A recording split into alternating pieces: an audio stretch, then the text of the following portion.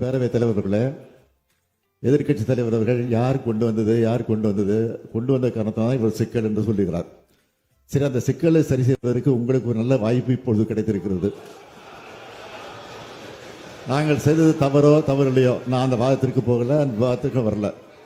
இப்ப இருக்கக்கூடிய நீட்டை ரத்து செய்தால்தான் நாங்கள் கூட்டணியில் இருப்போம், இல்லை என்றால் கூட்டணி விட்டு விலகுவோம் என்று சொல்வதற்கு உங்களுக்கு தகுதி இருக்கிறதா? அதான் கேள்வி. முதலமைச்சர் சொல்லட்டு கேட்டுட்டார்.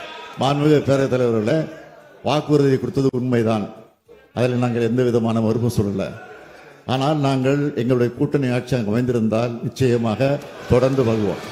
இப்பொழுது நீங்கள் கூட்டணி அமைத்திருக்கிறீர்களே, இந்த கண்டிஷனை போட்டு அந்த கூட்டணியை தொடர்வதற்கு உங்களுக்கு அருகதை இருக்கிறதா என்றுதான் கேள்வி கேட்கிறேன். 2 மாதத்திற்கு முன்னாடி பாஜக என்ற கூட்டணியில் நாங்கள் இருக்க மாட்டோம், 2026 மட்டும் அல்ல 2031 கூட நாங்கள் இருக்க மாட்டோம் என்று சொல்லிவிட்டு இப்போது கூட்டணி சேர்ந்திருக்கிறீர்களே, யாரை ஏமாற்றுவது நாடகம்? அதை சொல்லுங்க.